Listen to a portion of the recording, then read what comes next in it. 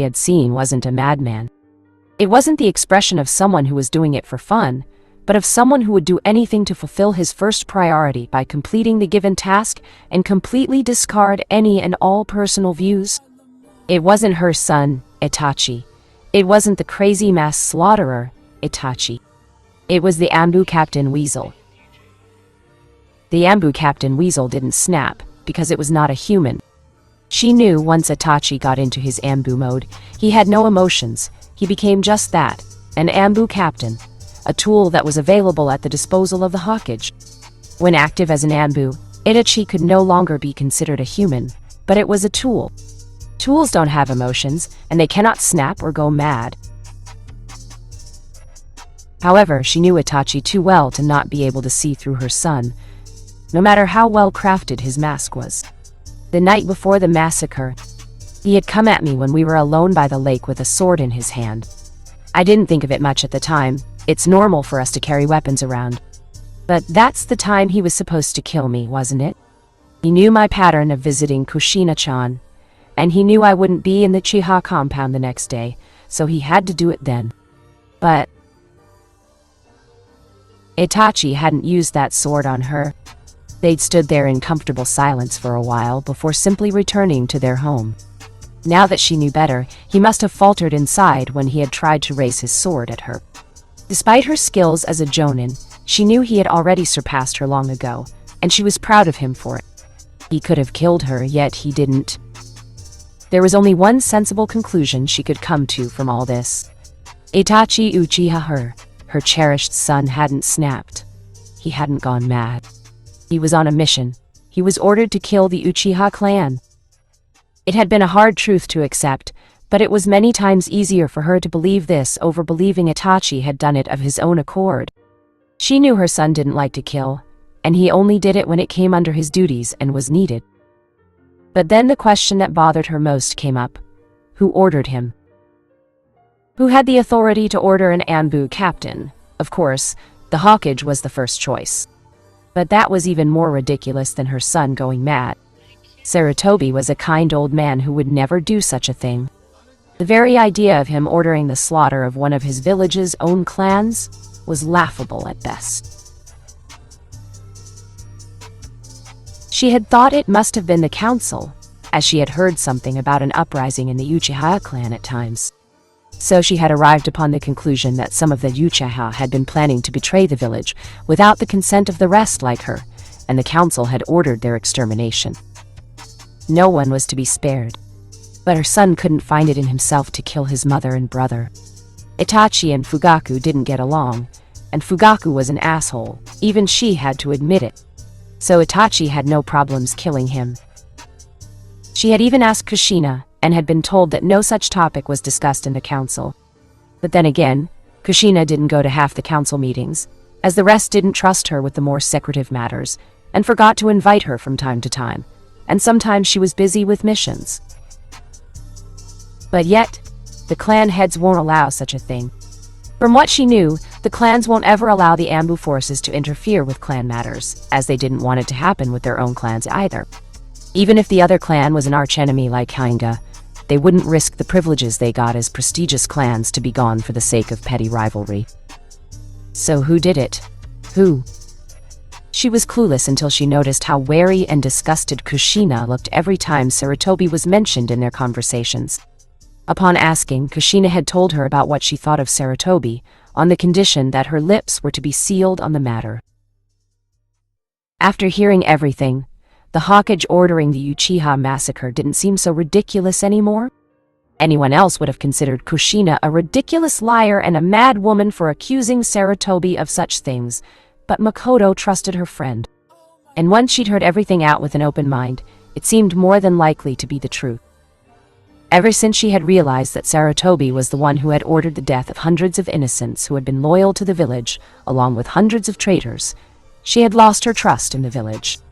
He could at least have spared the children. Pushing all those thoughts aside from her mind, she so wanted to meet Itachi and ask him everything face to face. Maybe convince him to be with her once again. She won't even bother asking him to come back to Konoha. She knew the village had already sacrificed her son for the greater good. "Motherfucking assholes," she muttered. Sasuke, who had been passing by her room, almost tripped on his own feet at his mother's words. As stuck up he was, he didn't want to be in the place of whoever his mother was cursing right now. He had only heard her do that once to Fugaku, and it had not been pretty. He had almost lost his father that day. Not to mention Makoto was extremely blunt when agitated, not at all bothering to hold back the threats in front of her children. Sasuke blushed as he ran away to brood somewhere else. Uchiha compound was more dangerous right now than it had been when Itachi had been massacring people. Back to Makoto, she was trying to calm herself. Now that she was a widow and had no husband to torture, she could no longer lose control of her emotions, lest she let Sasuke beaten to a pulp by her. Her younger son was already the Emo King, and she knew that would only make the situation worse. Besides, Itachi had already tortured the poor kid before leaving. That was another thing she didn't understand. Why would Itachi use a torturing technique, which even the cages feared, on his own little brother? She made a mental note to have a little talk with her older son soon, whenever she found him. He had a lot to explain. I've told him so many times not to brutally torture his little brother, especially with a jutsu that shows massacre of all our relatives over and over again for 3 days. Maybe she hadn't been that specific, but that didn't matter. She knew Itachi would want to pluck his eyes out. Idiot. She knew she had been too lenient on him. Meanwhile, Itachi felt dread creep up on him in his little cave in Amagakure that the Akatsuki had given him. "I want my mommy," he mumbled as he rocked back and forth on his heels, but then remembered she was perhaps the only one who could make him feel that way. "I don't want my mommy," he started mumbling over and over again. "Why? Why didn't I just kill her?" Kisame decided to make himself as unnoticeable as a giant blue-skinned shark human hybrid could be. That was probably how Itachi was behaving when the Uchiha had been all massacred. Better be safe than sorry. He was in no hurry to find out if those black flames Itachi used could be sucked up by Samehada. Back to Makoto, Itachi hadn't been the only thing bothering her. While she wasn't sure at first, right now she had no doubt that Kushina was planning something big. And she didn't like being left out of things, especially when it came to her best and only friend. Ever since her third teammate Higa Hikari had died giving birth to her daughter Hanabi, she and Kushina had been each other's only friends.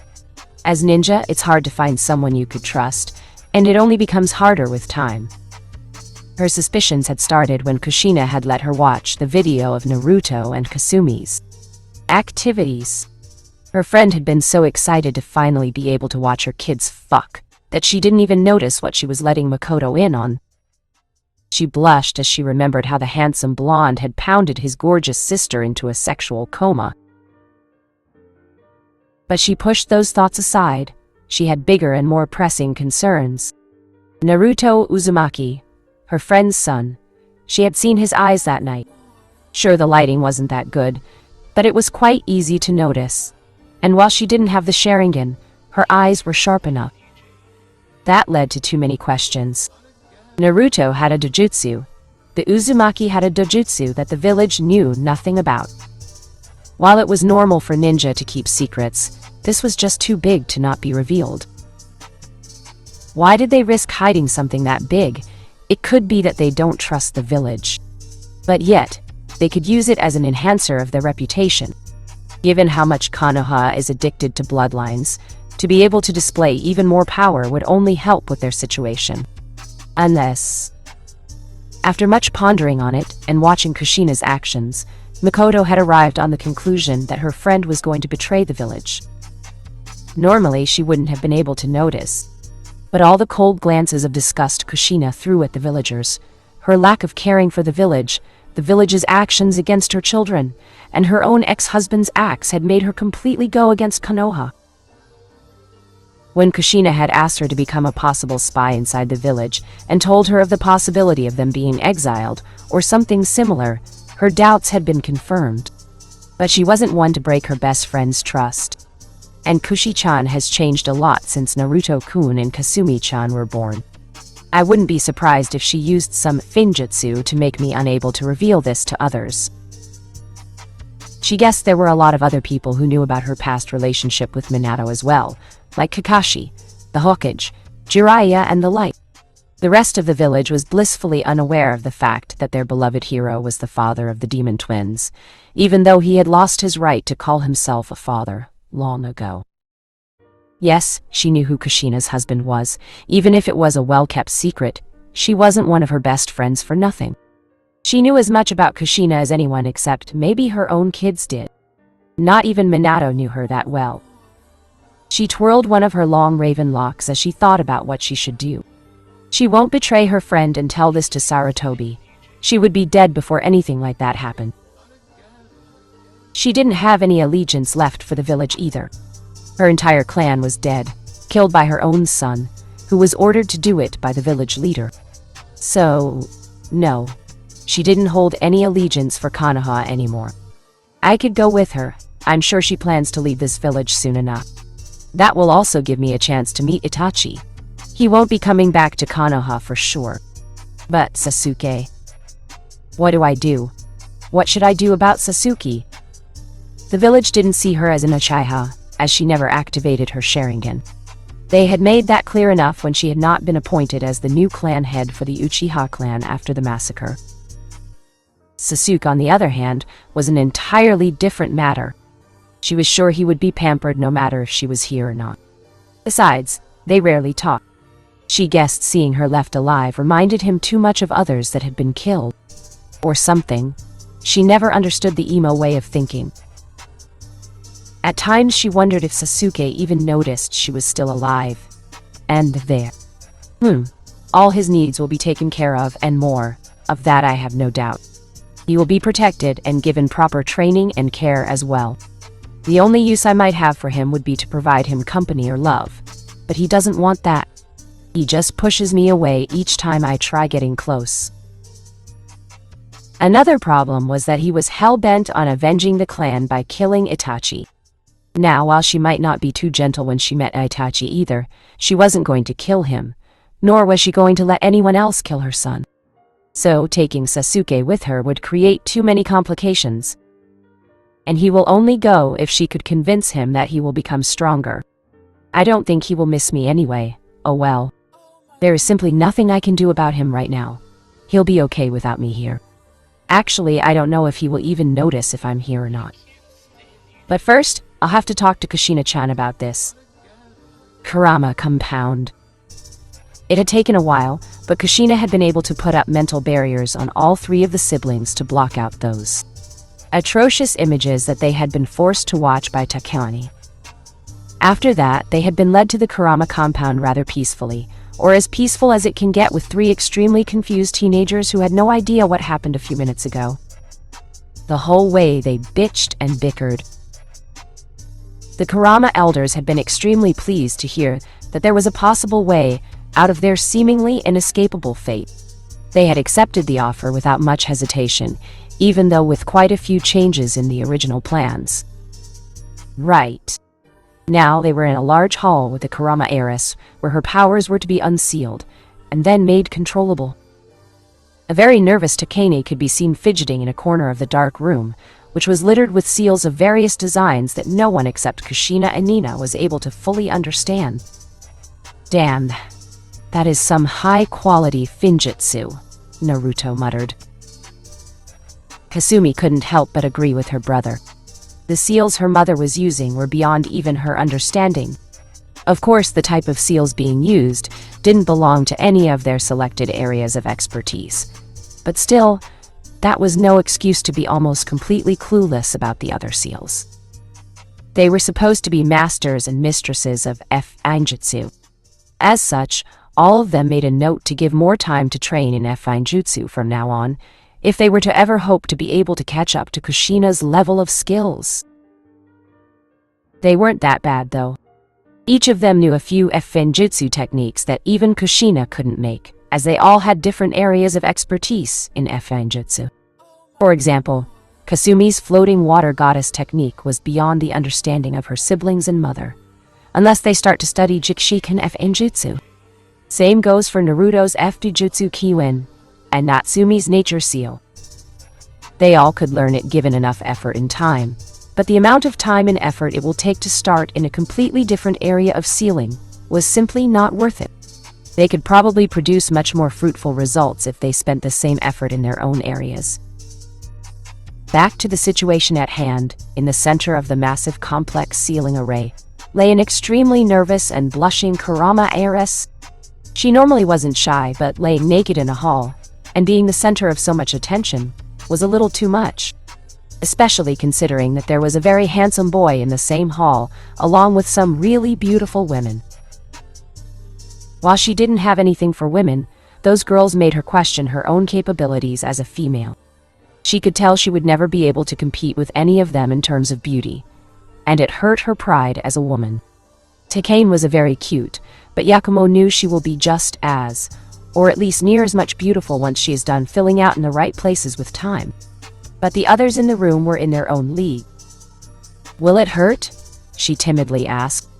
It had hurt like a bitch when Kurenai had sealed her powers. If possible, she didn't want a repeat of that experience. Kushina looked at the young girl laying inside her array as she gave her a reassuring smile. "Don't worry, sweetie. It won't hurt." Yakumo let out a breath of relief at those words. She so didn't like pain. Her body was weak and fragile, so much that her sensei, not that she taught her anything, had her kicked out of ninja forces instead of even attempting to get her back in shape. Much. There went all her hopes. Evil woman. "Don't worry, Yakumo-shama," Takane reassured her clan heiress, whose eyebrow twitched at the honorific she was given. Yakumo wondered who gave Takane the bright idea to mix Chan and Sama. Takane thought of her as a little sister, but Yakumo never noticed. So she tried to make her feel safer. "It will be done before you even feel it." Kushina coughed. "Actually, no. It will take 10 minutes uninterrupted at least, and it will probably be quite painful." "Shut up." "So, did it work, Kushina-sama?" Takane asked nervously, shifting her gaze between her little sister, future clan leader, and Kushina. Yakumo lay unconscious, passed out from the pain of the advanced seal being put on her. It was roughly the same as what someone would go through while a cursed seal was applied on them. But it lasted for 10 minutes or more. For Takane, it was almost unbearable to watch Yakumo go through such a process, but it was necessary if she were to remain safe along with the others. The simple reason for the extended time was the extreme complexity of the array, and the care Kushina needed to take to make sure everything went as planned. While not taking so much care would have saved Yakumo some pain, it might have cost much more in the future. She had already sealed one of Naruto's clones in a scroll beforehand, and brought that scroll with her, as she didn't want the Kurama to know exactly what she was doing. Naruto's clone, which was now sealed inside the Kurama heiress, had as much authority of her as the unsealed Edo monster used to have. He could craft genjutsu, give her suggestions, and even take complete control if extremely necessary. As it was right now, the Kurama heiress's bloodline was at the beck and call of that Naruto clone. No one would know of it, and the clone will be able to sustain itself indefinitely as long as the seal held strong. There was no loss of chakra from him, as the genjutsu being cast will use Yakumo's chakra.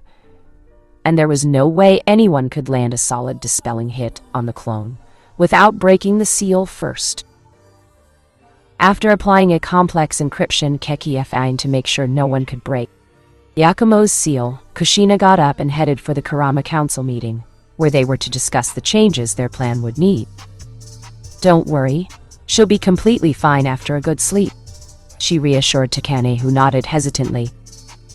As it was right now, Ito was no more, and Kurama heiress had full access to the complete Kurama Keki Jinkan. Not only that, they had ensured Kurama heiress's powers will never be usable against them. Naruto clone wouldn't allow it. Inside Yakumo, you could hear the evil laughter of a Naruto clone. "Mohaha! I will live longer than any shadow clone ever did. I'm invincible. I can even mind fuck the girl and no one will ever know. Cuckoo." Not only that, she will think it was a wet dream with Naruto. Kukukukumua. Cough, cough, cough. Edo monster grumbled. And they call me the crazy evil monster. I bet I'd have done a better job in his place. Glare from the Naruto clone made the monster gulp. I'm Edo, human. No shit, you think I didn't know. But you are female. As my host is, yes, indeed I am. I was born by the powers of Yakumo's bloodline, and as such I'm more or less a part of her. The clone tilted his head to the side. You think I care about that? I was just thinking if I could change you like the original used to change things in his mindscape. You're really fugly. I mean, not that I really care about ya, but until the girl is asleep, I'd rather not disturb her. So, during the day... Oh, you bastard! Stay away! If Takane knew what was going to happen in the council room, she would never have gone there. This is ridiculous! I don't consent! Takane protested. One of the Kurama elders looked at her and sighed.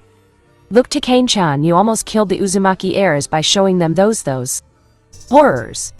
You don't expect to get out of this so easily, do you? We're doing you a favor here.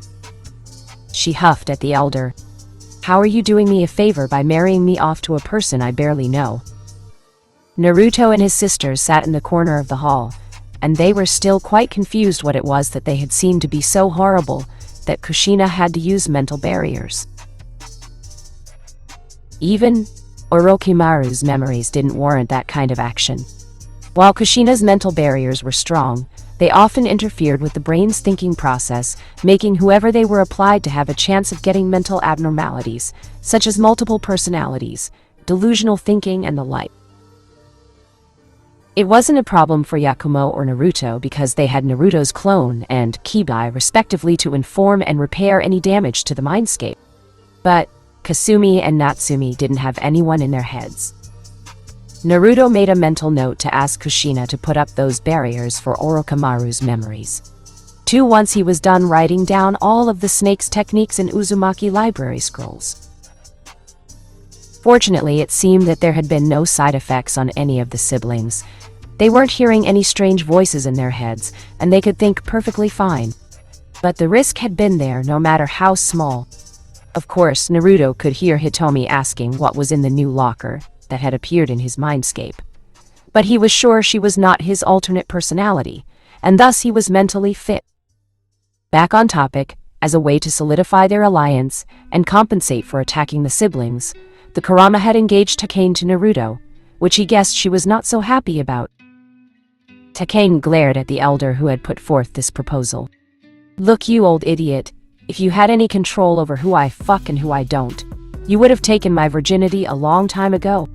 So you can't do that. The elder fainted. Kushina sighed. Takane-san, Naruto-koi is as good a man as you can ever hope for. And didn't you say you admired me? If so, since he is my son and lover, that is as close to your source of admiration as you can get. Not only that, since we are both going to be his lovers, we can sleep on the same bed, and maybe sometimes even have threesomes. Foursomes with Kasumi, or fivesomes when Natsumi joins in. Or if Nina... You get what I mean? You get what I mean?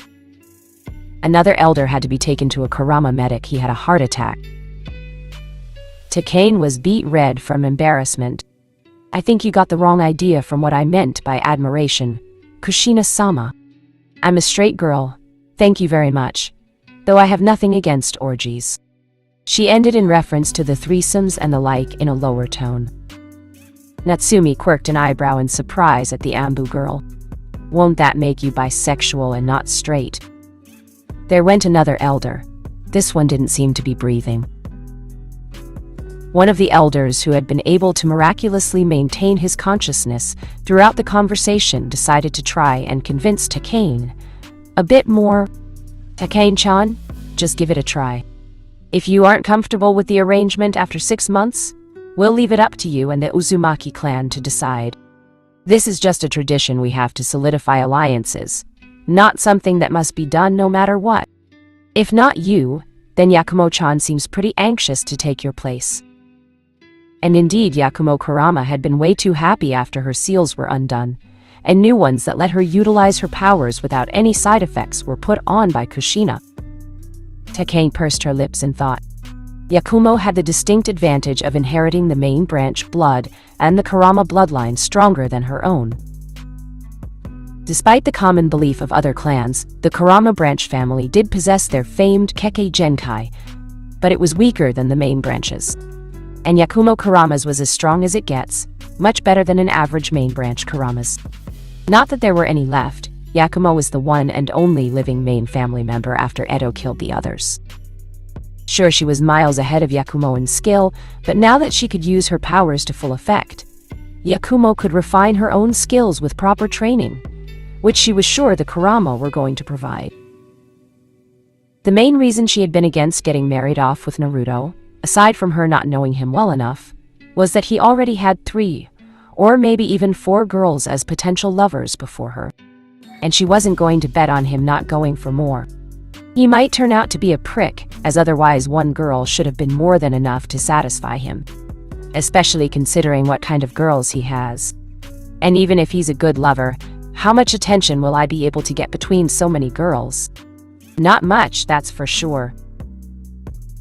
There is a reason I'm asking for you to do this, Takane-san, Kushina added, sounding almost pleading.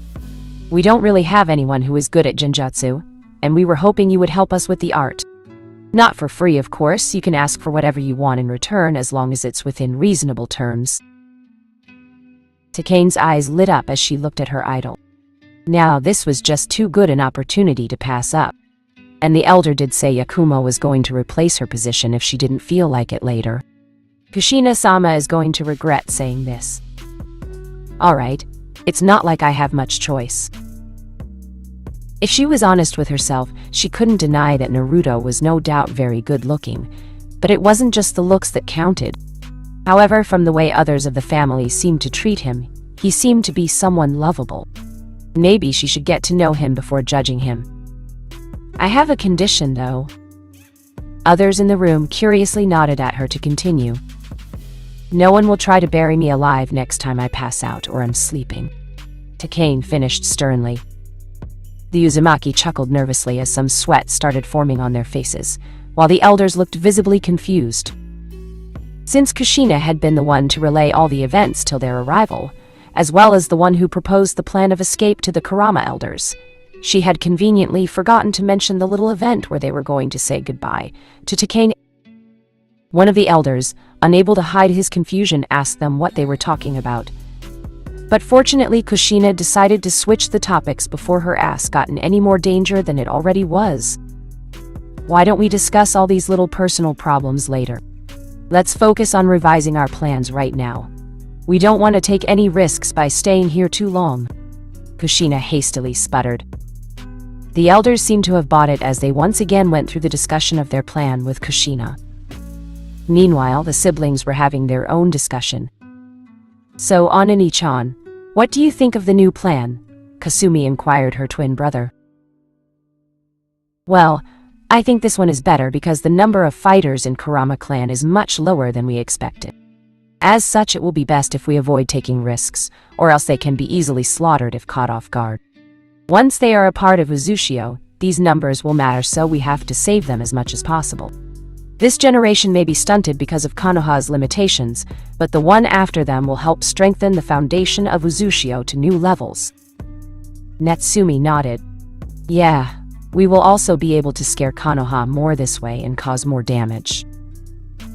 A wide grin formed on Naruto's face as he agreed with her wholeheartedly.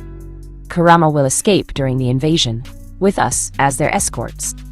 We may not be able to wreak havoc in the village then, but that will ensure that the Kurama are at a safe location before we slip back into the village. Konoha will no doubt win against Sunagakure and Otogakure. It is unknown how much casualties it will take, though. But just when they think they are safe to recover, we'll strike full force and do as much damage as possible. With their forces still recovering, as well as being caught off guard, they will be unable to stop us from escaping once more. Nina, who had been sitting with them, just shook her head in amusement. Don't forget it will also be much harder, Naruto-san. The leaf will no longer be confused with who to attack, as there may be no sand and sound distractions by the time you slip back in. Naruto grinned at her. Don't worry, Nina-chan. I believe we're all more than ready for it. While we won't stand much of a chance against the entire village at full strength, I'm pretty certain after being weakened from the invasion, they won't be able to prevent us from inflicting some major damage before we escape. And this way they will be able to tell how much damage we caused by ourselves, and pay more attention to how much destruction we caused compared to the Sunaoto invading army. Takane, who had been nearby, decided to jump into the conversation. She was now his fiancée, so she shouldn't be left out, right? She coughed, getting the attention of the three siblings and Nina. If I may ask, what is the point of going back into the village at all? From what you are discussing, it seems as if you are going to go back inside the village, after we all have already escaped once. Natsumi giggled at Takane, who twitched in response. Was there some internal joke going on that she was unaware of? Whatever it was, she didn't think it was funny. Takane-chan, Naruto started. Ka-chan told us you never kill, and prefer not to. I'm willing to make an exception for you, thought Takane. Unknown to her, Naruto heard her thoughts thanks to his Yogengan. He made a mental note not to piss her off again. I will pretend you didn't think that, he grumbled, which got a shocked look from Takane at first, but then she assumed he was just saying that on speculations, though she was now more wary of the blonde. The reason we are going to go back is, if we just slip by unnoticed using the invasion as a distraction, the leaf will not think of us as that much of a threat, and will send hunting parties after us to retrieve or kill, over and over again, which will be hindering our growth rate and peace of mind. However, if we do some long-lasting damage and drive fear into their hearts, then they will more than likely be much more wary of us, and will think twice before doing something that might incur our wrath. While we're fairly powerful and don't think Leaf Hunter Nin would be much of a problem, our allies will start off slowly, and it will take time to gather them. Naruto finished. Natsumi continued from where Naruto left off. It will be much better if our allies like your clan can grow unhindered for a while and get some time to settle down. Constant annoyances and danger of Hunter Nin will likely result in many unwanted losses. While we can fight off almost anything that Konoha can throw at us, who is to say we will be there to help our allies when the attack happens? For all we know, our entire family might be out doing some missions or gathering resources. Kasumi added into her sister's response while nodding. Yes, and if we constantly keep losing allies in those little Hunter Nin parties, we will never be able to achieve a state where Uzushi Ogakura can be truly strong. This way, since Konoha will be much more wary of us, they will only send hunters who are most capable and stand a chance against us. It will be easier for our spies to pick up the absence of such strong individuals. While fighting them off will be harder, the fights will likely be drawn out, expected, and will occur less often. Takane was astounded by the amount of planning they had done for this. Then again, this was a risk of their lives they were taking. Knowing strategy wasn't her forte, she nodded, but then she glared at Naruto. Don't die. Since I'm going to stay with my clan and protect them while you and your family go off and fight, I won't be there to save your ass. Naruto's eyebrows shot up in surprise as a wide grin stretched on his face. You care, huh? Last time I remember you had put both me and my sisters in a traumatized state by some unknown genjutsu. Takane blushed as she hoped they never found out exactly what she had shown them. Most probably they will kill her for tainting their minds. Good thing their memories of the genjutsu had to be locked away, but damn was that effective. I will make sure to use this one in dire conditions more frequently. I only care because, well, hey look, Kushina-sama is done, she shouted all of a sudden. They all looked towards the direction where Kushina was discussing their escape plan with the elders. And indeed, they seemed to be pretty much done with their plans. Kushina started announcing their conclusions. Takane-chan, you will be staying with the Kurama till you and Naruto decide to get together. Of course, feel free to visit Naruto whenever you want. She winked at Takane. causing her to blush at the implications of visit. She continued now in a more serious tone. Nina-chan will be staying with the Kurama as well for the day of the invasion and help them get rid of any obstacles during the time me and the siblings are in the stadium. The 3 siblings will be taking part in the chain exams like expected, but when the invasion starts, they will teleport using Kasumi's floating water goddess technique, and then help Nina with escorting Kurama safely to a nearby hideout. We will be informing you about later. I myself will stay in Konoha during the invasion to take care of any unforeseen events that may affect our plans. This caused Takane to frown. Kushina-sama, I know you are extremely strong and all, but don't you think that's a bit risky? I mean, someone might notice the Uzumaki siblings and Nina escorting us out of the village, and then you will be trapped in the village with no help. Kushina grinned at the young Ambu as she shook her head. Well, that's the reason you will leave no one alive while escaping. Anyone who crosses your path must die. And don't forget I am exceptional when it comes to stealth. Even if all else fails, I can hide till my family comes back to help me get out of here. Takane looked hesitant but nodded nevertheless. If you're sure about it, then fine. She honestly hoped she wouldn't have to kill anyone though. If that is all, we must now leave. I'm sure we will get a lot more time to get to know each other once we are out of here. And make sure no one finds out about your squad's death, Takane-chan. Kushina finished as she motioned for her family to start leaving. Takane nodded as she took one last glance at the person she was engaged to. I'll try my best, Kushina-sama. I don't know if I should be happy or mad right now. My clan is going to get freedom. But the person I am going to share my life with is going to be shared by 3. No, maybe more. Damn, either we are going to be one happy fucking family, or one fucked up, complicated collection of fuck buddies. Either way, I'm done for. Breathing a heavy sigh, Takane dragged herself out of the room. Uzumaki, compound.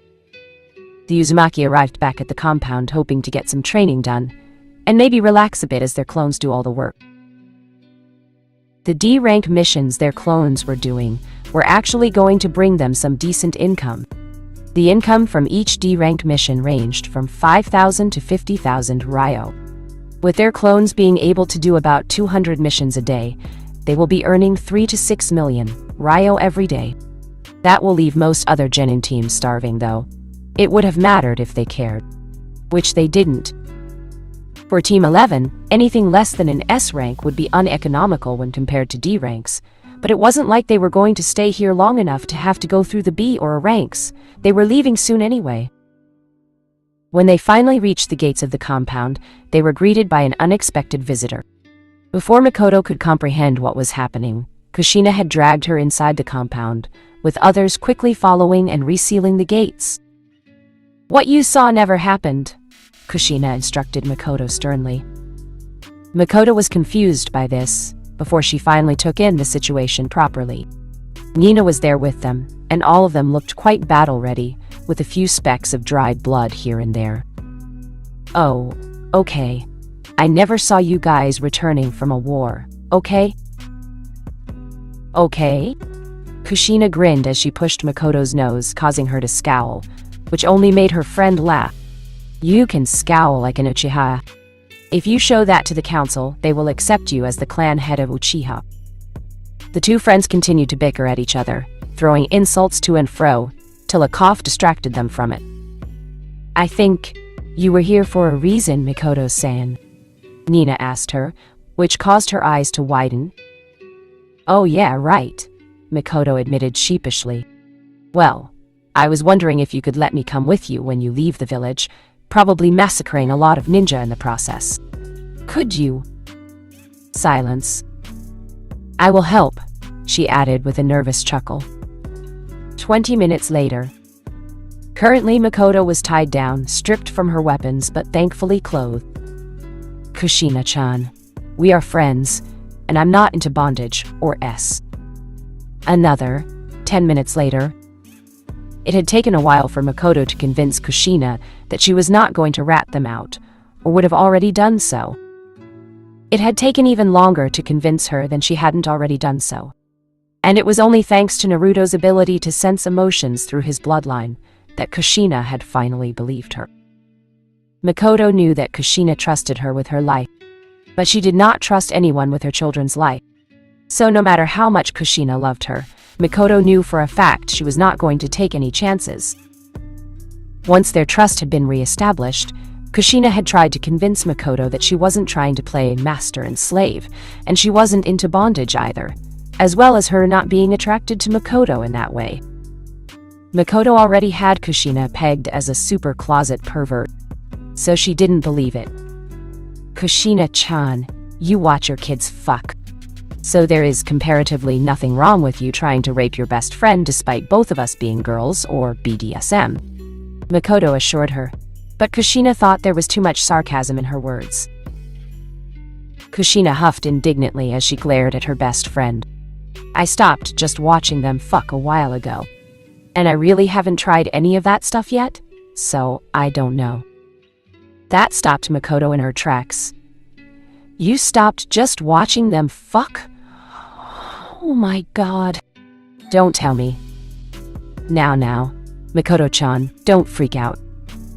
Thump. Another 30-minute. Kushina and Makoto were now alone in the room, others having been ordered to leave a while ago, due to the rather personal status of their conversations. So, Makoto started, how good is he in bed? Kushina sighed dreamily as she began explaining her love life to her best friend. Good 5 minutes later, Makoto was moaning and rubbing herself as she listened onto her friend. And then he threw me over Kasumi-chan with her licking me as he fucked me deep and hard. The conversation continued like that for another 10 minutes, before Naruto decided to check if they were all right, judging by the strange sounds coming from Kushina's room. Actually, he knew what was happening, he just wanted to peek, and maybe something more if he was lucky. Makoto panted as she continued trying to stimulate herself. To think her best friend had such a vivid and great love life, while she had nothing for years. Now she was all hot and bothered, and she needed release right now. She leaned forward in an attempt to kiss Kushina, who abruptly stopped her rambling on how great Naruto was, and stopped Makoto's advance with her hands. What are you doing, Makoto-chan? Kushina asked as a frown formed on her face. It wasn't that Makoto was unattractive, but Kushina just couldn't see anyone other than Naruto as a romantic interest. I'm sorry. I lost control there for a while, and it's been so long since Makoto began apologizing as she looked down. Kushina sighed as she realized Makoto was close to crying. I know, but I'm sorry. I and Naruto are life partners now, and to be with you is just not possible. I love him. Without his consent, I would never let another man or woman touch me. Kushina stated with her resolve firm. Makoto just nodded as she smiled somewhat sadly. You always had that fanatical loyalty to those you love, or those who you think you love. She ended in reference to Minato. A frown marred Kushina's otherwise perfect features as she nodded. Ever since he saved me from the kidnapping all those years ago, I just felt I owed my life to him. But I think I've repaid much more than I ever owed, and he had no right to do what he did to my children. If only I had been. Before she could continue berating herself on how she had been careless and irresponsible, Naruto stepped in the room, having been listening to them for a while now. He had had enough of Kushina trying to blame herself for everything. He wanted her to be as happy as he was, not caring about the rather indecent condition. Makoto was in. Naruto moved in front of his mother and locked her cerulean eyes to his own. It doesn't matter what the past holds. What matters is the present and the future, as past cannot be changed. He told her, to which she listened and nodded. You need to face the past, Kei-chan. Accept it. Yes, you made some mistakes. Yes, they had some consequences, but can they be changed now? No. So there is no more use dwelling on such things. Just accept and then forget about them. Kushina nodded at her son with a smile. I try. That's all I ask for, Kei-chan. He grinned at her as he ruffled her head like a parent would to their child, complete opposite of their real relationship. Kushina? scowled at being treated like a child. "You're ruining my hair," she complained. Naruto grinned at her as he took her long red hair in a fist and pulled towards him, laying butterfly kisses down her neck. "You want me to stop?" Kushina moaned at the sensations. Naruto's lips provided her as she shook her head. Naruto pulled her into a kiss and shoved his tongue in her mouth as he kissed her roughly. "Mesh," Kushina moaned into her son's mouth as his tongue ravaged her mouth. Makoto could only stare as her friend's beautiful, glossy crimson hair was used to guide her head to the young man's mouth, where he proceeded to ravage her with his tongue. From what she could tell, Kushina was immensely enjoying it too. Unknown to Makoto, the huge amount of pheromones she had been releasing while she was masturbating a while ago, combined with the aroused state Kushina was in, had been driving Naruto crazy with need. His demonic instincts were screaming at him to take both the women as his own, and fuck them silly. Naruto contemplated for a while whether it would be the right thing or not to take Kushina right in front of her friend. Fuck it, if she could keep the invasion and our plans secret, then there is no need to hide anything from her now. What's the worst that can happen? Lemon warning. Incest. Without any further ado, he turned Kushina around and told her to get down on her hands and knees on the floor. Kushina hesitated only for a moment before complying. Naruto's hands turned into claws as he channeled Yoki into them, which he used to tear off all of his own as well as Kushina's clothes. The claws left light scratches over her body too, as he wasn't too careful, but they healed just as soon. Kushina hissed as her skin was scratched, but showed no sign of protest otherwise. Without any further wait, Kushina found Naruto's already erect 10-inch pole touching the tip of her folds, forcing them to part. She was slightly wet by now, but she had been expecting some oral stimulation before the real session started. Apparently, Naruto was not patient today. Naruto held her by her waist tightly and slammed into her with full force. Kushina screamed out in pain, and only 8 inches of his length managed to get in. Despite the pain, Kushina pushed back, as Naruto held on to her hips before using his strength to push himself into the redhead completely, invading her womb as tears fell down her cheeks. Naruto. Sorry, Ka-chan, just wait a bit and relax. She shuddered slightly at the slightly demonic character the blonde's voice seemed to have. He trailed kisses on the back of her neck by leaning forward while biting her all over as the pain slowly subsided. He groped her supple breasts and rubbed her toned abdomen with his hands, pinching her nipples from time to time. Soon enough, Naruto was withdrawing and pushing inside her in a constant rhythm as Kushina pushed back upon him. Makoto decided to make the most out of the situation by stripping out of her own clothes and getting comfortable on the bed. She spread her legs wide as she started to finger herself while watching the two Uzumaki have sex in front of her. Naruto relished the warmth of Kushina's tight folds as he pumped in and out of her at a fast pace, while Kushina moaned his name in slowly increasing pleasure. Naruto-koi. Kushina relished the feeling of her son's giant tool stretching her to her limits and invading her womb with every thrust. It hurt a bit, but felt good at the same time. His hot, thick rod continued to stretch and slam into her as she took pleasure in not only the action, but knowing how much her son was enjoying it. She felt her orgasm approaching fast as he continued to ram into her repeatedly. Within a few more minutes, Kushina screamed out as her orgasm hit. "Oh, Naruto, I'm coming!"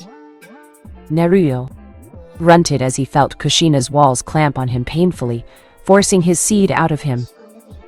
"I'm going to fill you up, Ka-chan." Kushina's orgasm was prolonged as she felt herself getting filled with Naruto's hot, thick baby batter. She felt as it splashed against her walls and entered her womb. After a few more spurts, Kushina was full and Naruto was satisfied. For now, she moaned as he kissed her on the neck. "Naruto-koi.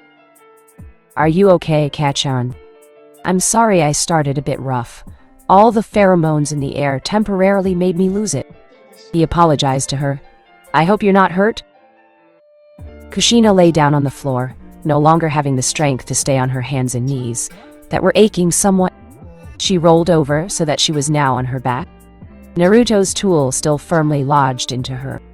The sensations the action sent caused her to shiver.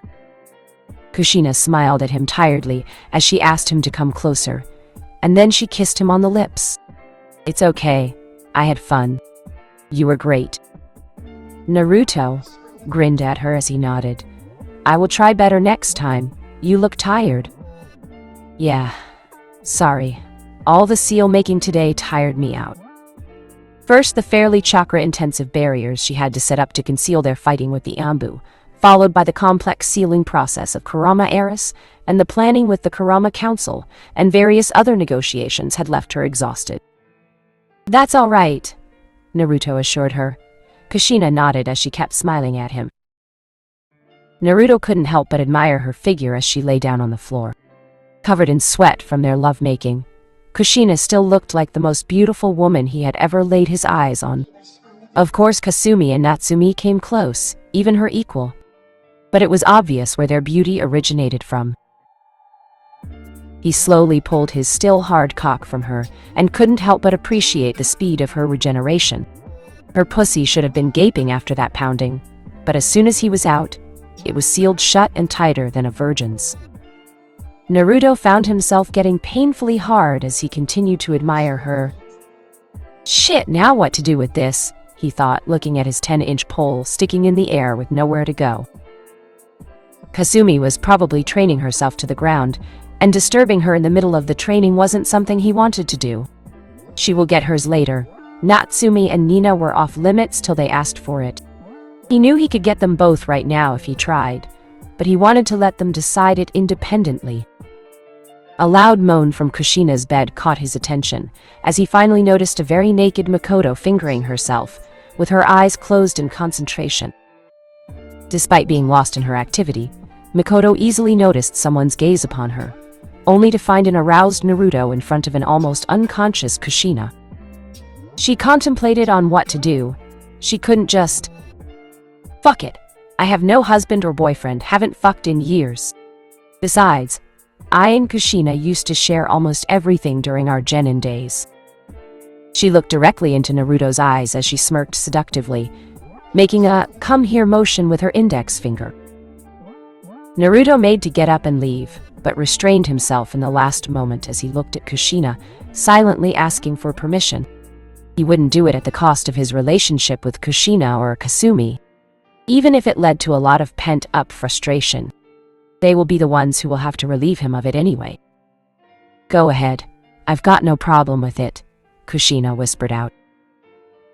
She really didn't have any jealousy against Makoto for what she was going to get. Okay, maybe a bit.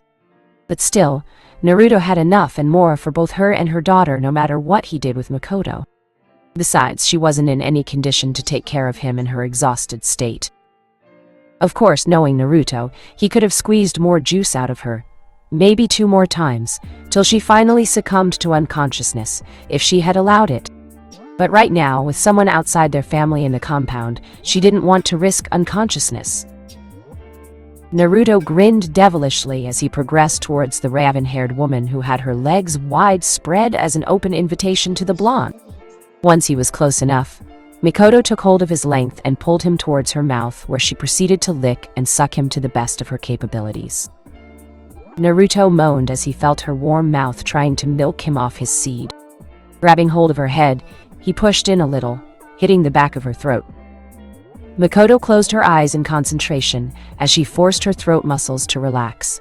Within moments, Naruto found himself able to penetrate her throat, enjoying the rough canal he pushed inside Makoto's mouth.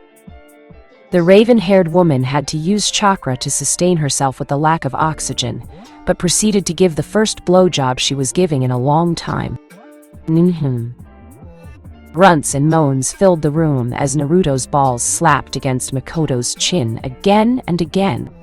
The raven-haired beauty didn't hesitate to nod when he told her he was going to come.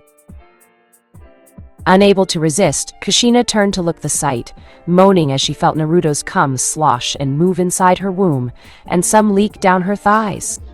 What she saw almost made her come again. Naruto was pumping his seed down Makoto's throat at an alarming rate, Lumps traveled down her neck as more and more spurts were released in her mouth. Some of it leaked out of her mouth and down her body. Makoto's eyes bulged as she kept drinking Naruto's seemingly endless supply of sperm. After a while, Naruto finally withdrew from Makoto's mouth. She gasped as his cock left her mouth and panted, trying to catch her breath. She couldn't believe her stomach was full of her best friend's son's sperm. Her life just got a lot more complicated. Naruto held both her legs in his hands and spread them apart, leaving her shaved pussy with only a thin strip of black hair exposed. Makoto watched and groaned as Naruto's bulbous head parted her folds and penetrated her. The blonde kept pushing himself in her at a steady pace, enjoying how her slick walls parted to let his dick in. Makoto was tight enough, given her sexual inactivity, but compared to Kushina and Kasumi, her folds parted with little reluctance. At that moment, Naruto knew he could be much less careless when it came to the speed of his thrusts as compared to Kushina. As soon as he had made that discovery, he thrust himself completely inside Makoto, and his tip bumped against her womb as he bottomed out in her. Makoto screamed out as she felt him fill her up completely in one thrust. "Oh, fuck!" She gasped for breath as she tried to recover. Naruto grinned. "Perfect. She's not half bad. I thought I was ruined for all other women after being with Kasumi and Ka-chan, but I can still enjoy this."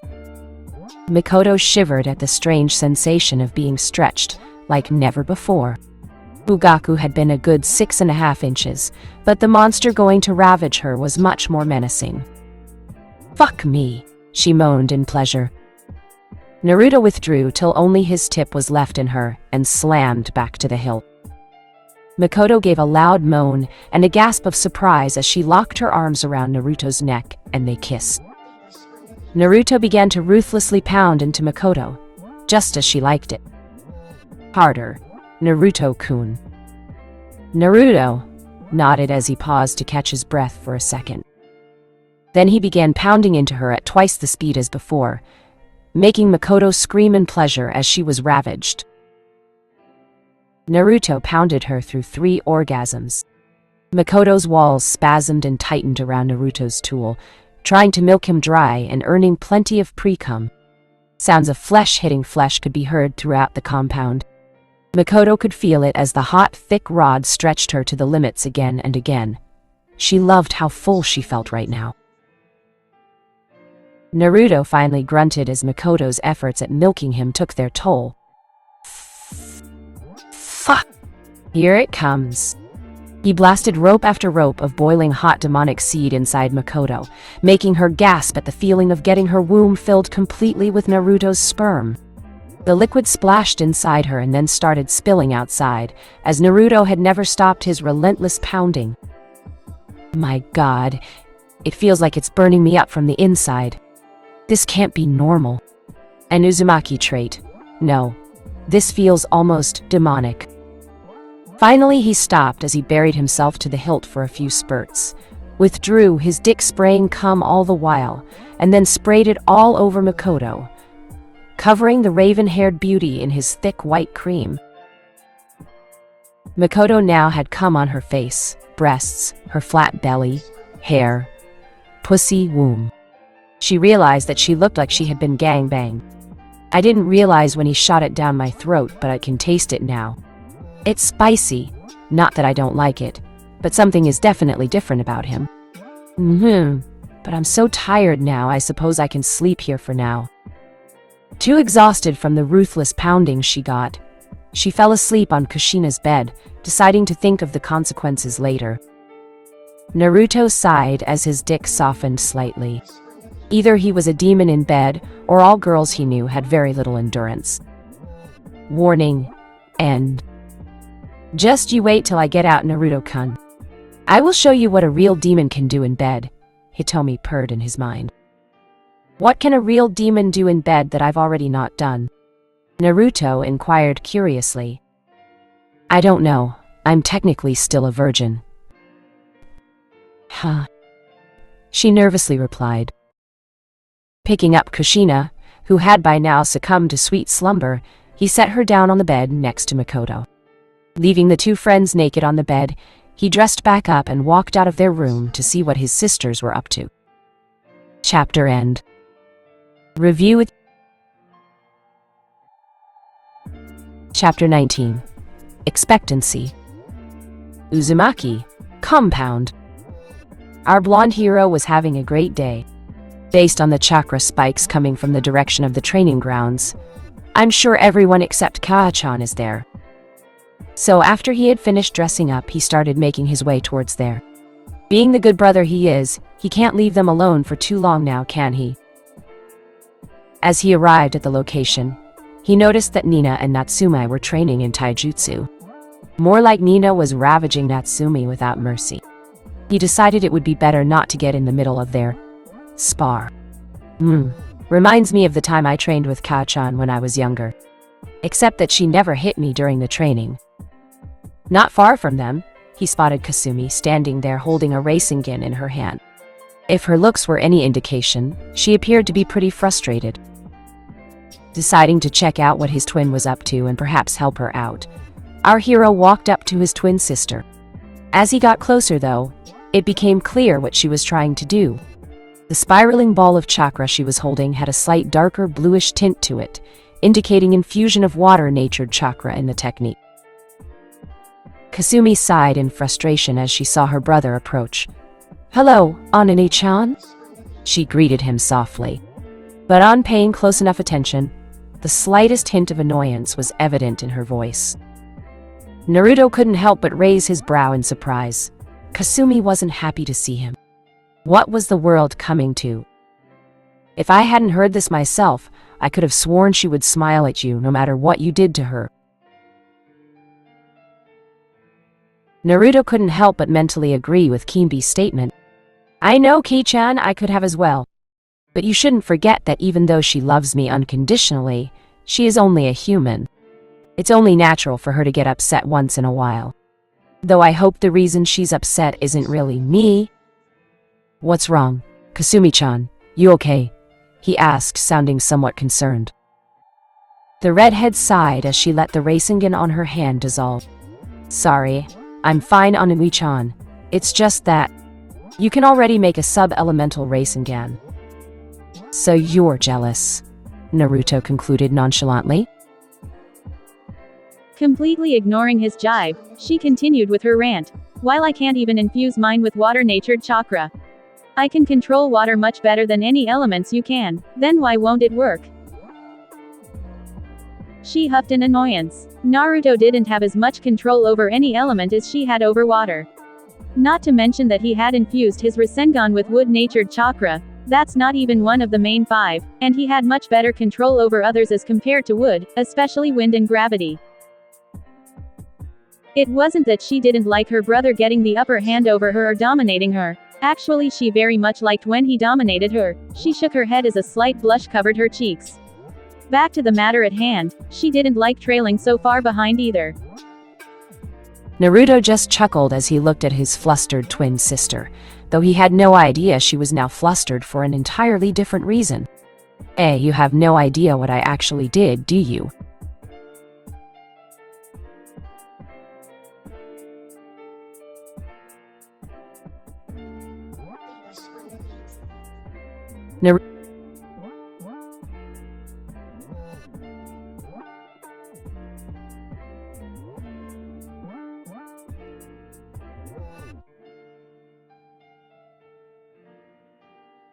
Seeing her confused look, Naruto decided to elaborate. The Yogen allows me to perfect techniques at the cost of extra chakra. Before forming a bond with Kaya-chan, or you, and evolving my bloodline, it used to take too much chakra for any reasonable practice. But now I find it surprisingly easy to do. Realization dawned upon Kasumi's face as Naruto continued explaining. When I first formed the sub-elemental Rasengan, I had no idea if it was even possible to infuse an element in that technique. So I decided to check it with my bloodline first. Even now, I can't perform that technique completely without drastically draining my reserves thanks to my bloodline. But of course, I'm improving. As for my wood elemental control not being strong enough, you're completely wrong. I finished training with that element and have a decent grasp of it. Not as good as my wind element, not even close to your water element. But still, I'm pretty sure it's better than, or at least as good as that Ambu person who can use Mokuton. Pout formed on Kasumi's face as she apologized. Sorry, I'll try harder. Naruto just waved her off with a grin. Want to see it? Maybe you'll learn something from the expert. I won't use my bloodline to perfect it. Naruto grinned wider as he taunted her. Kasumi pouted even more as she nodded, much to Naruto's amusement. She watched as a perfect ball of light blue chakra formed on Naruto's right hand, then his Dojutsu became visible, 9 tomos spinning wildly as he continued channeling his chakra into the sphere. I thought you were going to do it without your bloodline, Kasumi asked in confusion. Naruto wasn't the type to take shortcuts unless it was unavoidable, of course.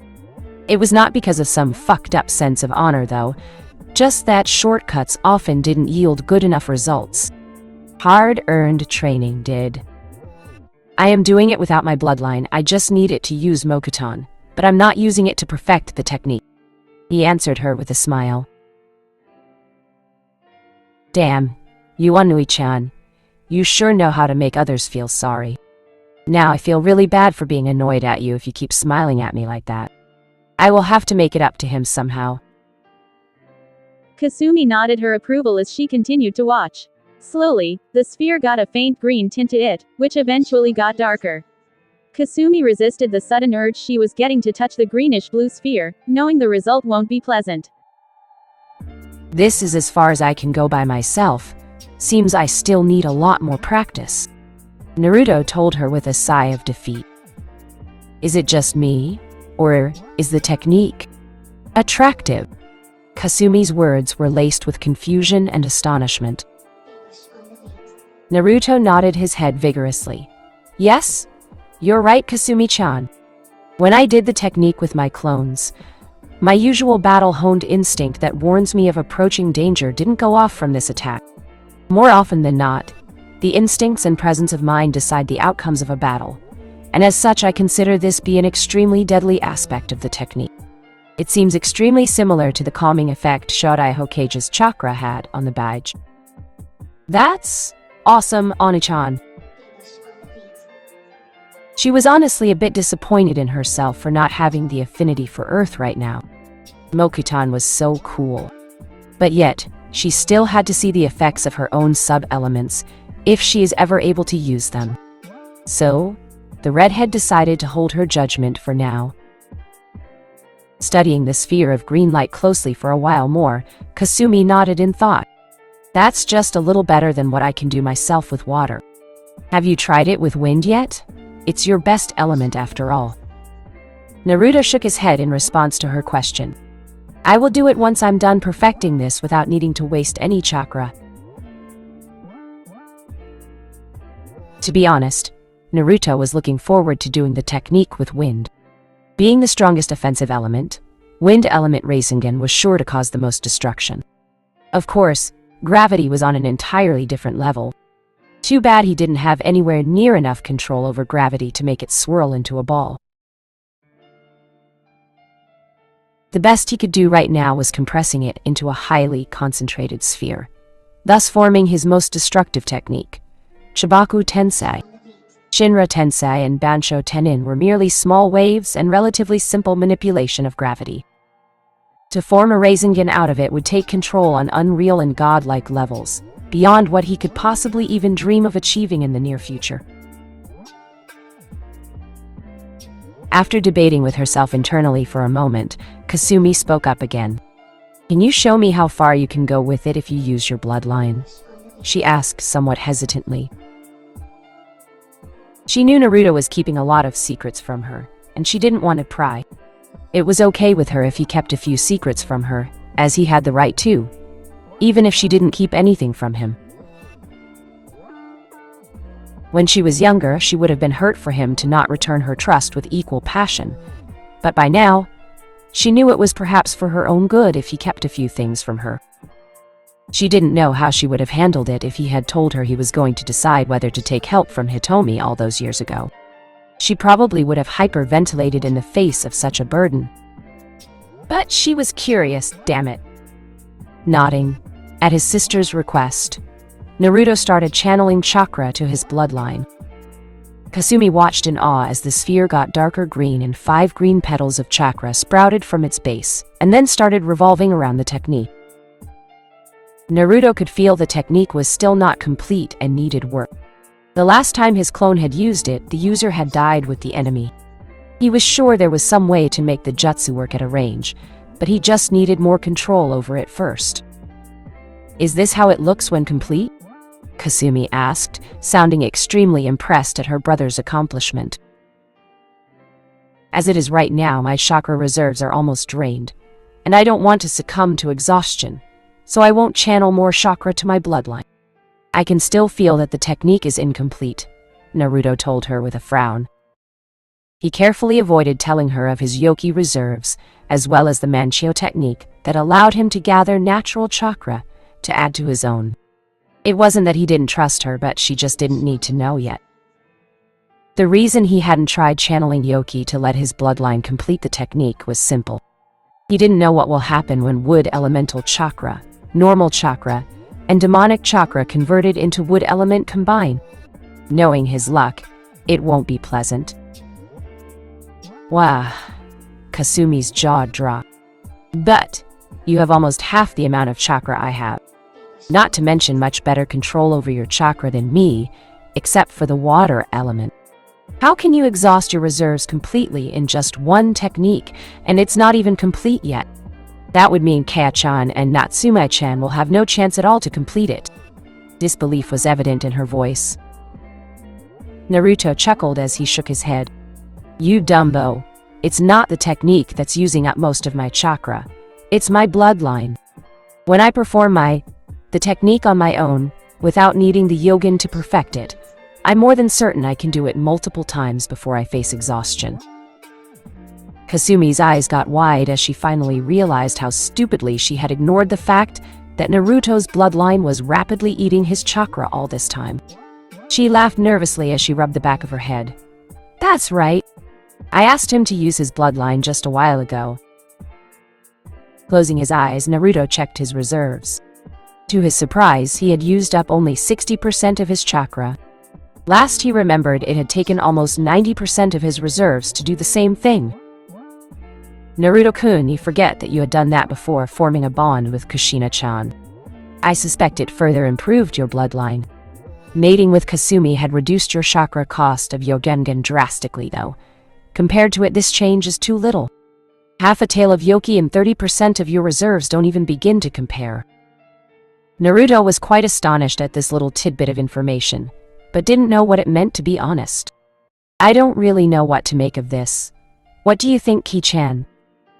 Hitomi took a few moments to contemplate on the matter as she remained silent. Finally, as she came up with a possible theory, however unlikely it was to be the real reason, she provided it to Naruto. "If I had to guess, the drastic change from Kasumi's seal was because previous to it you had no seal at all.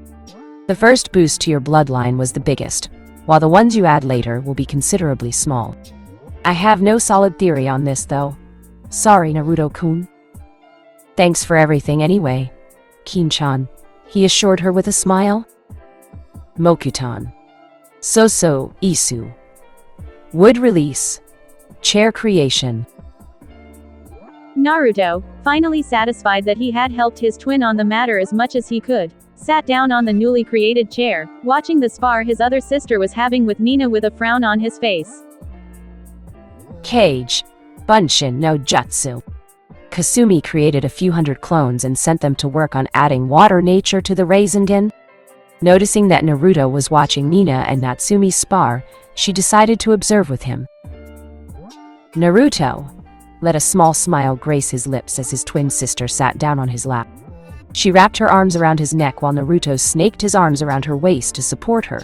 He grinned as she purred in his ear. Sitting there in comfortable silence, they continued to watch the other two occupants of the training ground. Spar. Don't you think Nina-chan is being too rough with Natsumi-ni? Kasumi whispered to her brother. She grimaced as another one of Nina's strikes made Natsumi almost cry out in pain, but she bravely held the cry and Naruto frowned but shook his head in denial.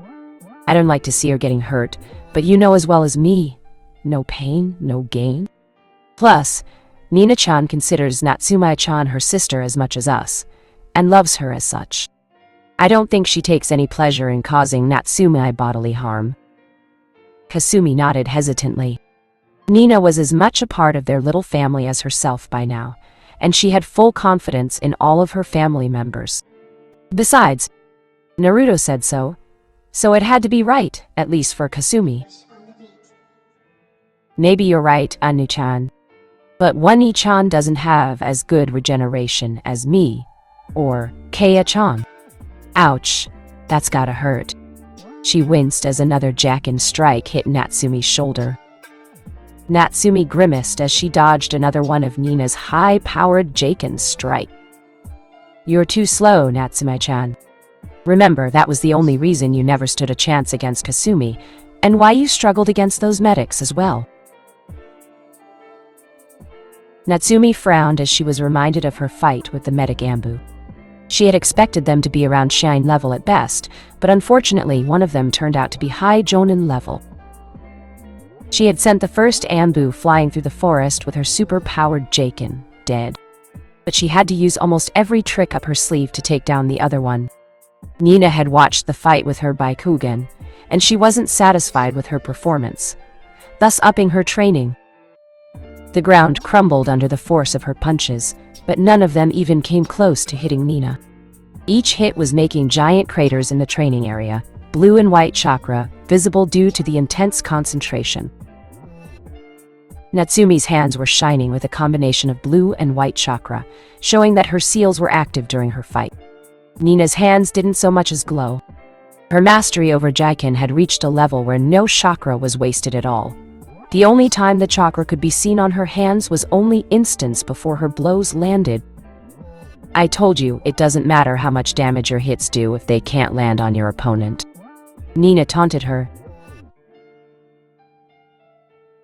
Natsumi heard her, but didn't have any time to acknowledge it or respond. All her concentration was needed in the fight, or Nina's blows might very well cripple her for months. They continued to exchange flurry of blows, with Natsumi getting more and more bruised by the second. Nina showed no mercy as she landed Jacken strikes on her apprentice's cheeks, abdomen, breast area, hands, legs, and wherever she could find or make an opening. With each strike, Natsumi got weaker, and eventually a chakra-enhanced kick to the head sent her flying, knocked out. Nina sighed as she walked towards where Natsumi lay still. She picked the girl up bridal style and examined the injuries. Cringing at the sight of all the bruises she had made on her clan sister's otherwise spotless skin, she ran her hands along the wounds to inspect the damage. An hour. Even with her regeneration, this kind of internal damage will take an hour to heal. You probably think I take pleasure in hurting you, Natsumi-chan, she thought as a tear ran down her cheek. I'm sorry, but this is the fastest and most efficient way. Giving a light kiss on her forehead, she carried Natsumi back to her room and lay her down on the bed. One day you will be much stronger than me. I will be so proud to wear those bruises when you are the one to give them to me, she whispered as she stroked Natsumi's long blonde locks. Natsumi was like the little sister Nina never had. Every time Nina hurt her during their training or otherwise, it pained Nina more than it could to Natsumi. But she knew it was required and unavoidable. Besides, she wouldn't want her little sister to suffer like her mother did. She can't be with Natsumi all the time, and she would make damn sure that when the need to defend herself came, Natsumi will be able to do so. She had to admit, though, that Natsumi was much stronger than Nina was at her age. The blonde girl probably never realized, but she wasn't as weak as she thought. Sure, Naruto was much ahead of her, and so was Kasumi. But those kids were anything but normal. Naruto had a bloodline that men would give away their little friend for, and Kasumi's chakra reserves were gigantic. The yoki sealed in her had caused her coils to constantly expand since her birth, and she already was supposed to have the large coils Uzumaki tend to have. As if that wasn't enough, Naruto had started training when he was 5, and Kasumi at 6, and both of them were genius level at least. Natsumi's real training had only started when she had been reunited with family, at the age of 10. All things considered, she was proud of her Imoto. Puffing up her chest, she walked out of Natsumi's room like a proud older sister should, before falling down and crying hysterically on the floor right outside her room. Naruto and Kasumi had followed Nina to Natsumi's room, concerned for their older sister. They sighed as they saw Nina crying. Don't cry, Nina-chan. Oni-chan will be back to full health as soon as she wakes up in an hour or so. Kasumi told her in a soothing voice as she rubbed her back for comfort. Nina nodded as she stood back up and looked at the twins in the eye. I know that, and I would rather have me giving her superficial injuries than let an enemy give her fatal ones due to her weakness. By the time I'm done, she will be as strong as either of you. That's a promise. Naruto and Kasumi smiled at her as they gave her a nod of acknowledgement. While they didn't know exactly how skilled Nina was, they knew her skills were nothing to scoff at. She had as much experience as a Uchiha Madara, and was probably the only person alive that had gone through the original Uzumaki training. And was still here. Come to think of it, our libraries if Finjutsu archives have almost quadrupled in size since when I saw them as a child. Must be her doing? Nina's voice broke them out of their reverie. Natsumi told me to check up on the prisoner to see what she has decided after the training. Would you two like to come? Naruto shrugged while Kasumi nodded. Not like they had anything else planned for a while. Hokage office, Konoha. In a simple room, a kind-looking old man was sitting behind a large desk with a lot of paperwork. In front of him stood 4 figures. An arrogant-looking boy with a small puppy in his jacket, a shy-looking girl with pale eyes, and a quiet boy wearing a giant coat that covered up most of his features. Ahead of them stood their teacher, an older woman who appeared to be in her 20s, raven black hair and exotic-looking red eyes. She appeared to be flustered for some reason. What do you mean you don't have any missions for us, Hokage-sama? Kurenai demanded politely. Behind Kurenai, her genin team was looking on in confusion and frustration at the Hokage. But they knew better than to interfere in a conversation between 2 superiors. Well, 2 of them did. The third was barely keeping it in. Sarutobi heaved a tired sigh. I mean exactly what I said, Kurenai-shan. I don't have any missions to give you. At least, not any mission that your team is qualified for taking. Low growl from Kiba alerted everyone in the room of the fact that he was not happy at hearing he was not qualified for something he considered easy. Kurenai tried not to stutter in disbelief. What the hell did the Hokage mean there were no D-rank missions? There were always plenty of those available, and they were the main source of income for young genin. Hundreds of D-rank missions came in every day. There was no way that all of them were already completed. Hell, many D ranks remain pending till the client eventually withdraws their request. Not only that, out of all the genin teams that were on active duty, Kurenai was sure hers was one of the least. Tardy? Considering there were jonin like Kakashi and Azuma in charge of the other teams. I bet my right boob. Those 2 still have to come here with their teams for taking missions. But then why? But, Hokage-sama, there have always been plenty of D-rank missions available, so many that you have to give them out to higher-ranking ninja as punishment from time to time. Where did they all go? Sarutobi nodded at his subordinate as he puffed out some smoke from his pipe. Ignoring the twitching eyebrow Kurenai got from the act of smoking, which reminded her of her boyfriend Asuma, he continued to explain the situation to her. While that may be true, Kurenai, all of the D-rank missions that had been available were taken today. Now I only have C-rank and higher missions available, none of which can be taken by your team. Kiba's growling stopped as he realized that the D-rank missions were indeed not considered out of his league. Not that he liked them, they were mostly chores. Except for the cat one, that was dangerous. He still remembered the fight with the demonic animal, and the beating he got from Kasumi. He shuddered. The Inuzuka mentally swore revenge on the redhead. He will show her how alpha he was compared to any other males she knew, and then she will come back to him, begging to be taken. A wide grin crept on his face as he continued imagining various scenarios with the crimson-haired girl. Oh, he would enjoy so much to show her where she belonged, below him, moaning and sobbing his name as he ruthlessly fucked her. Shino merely raised an eyebrow when he noticed the grin on Kiba's face. Even by Abiram's standards, that grin looked kind of creepy. Hinata edged away from Kiba. Her girl senses were screaming, "Rapist!" at her. Thankfully, Kiba didn't have his sights on her at the moment. Kurenai appeared to be bewildered at her situation.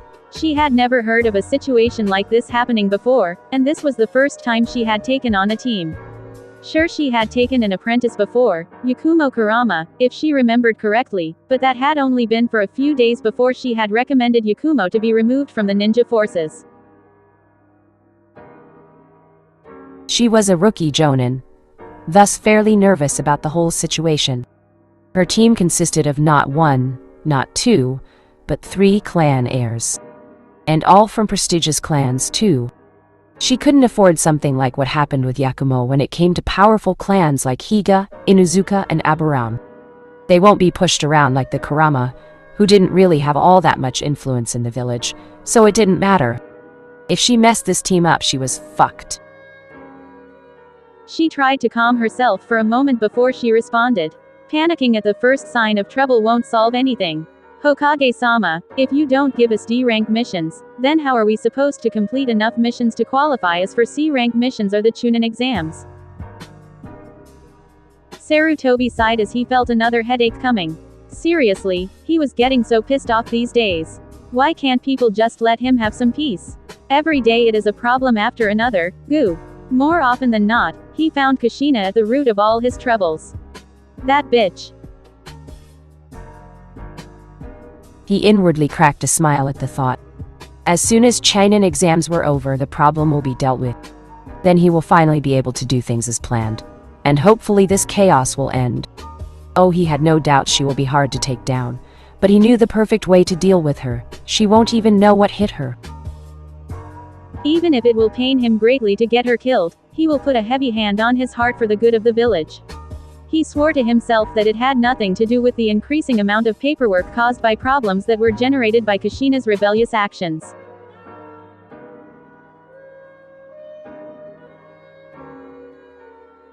Come earlier tomorrow, Kurenai-san.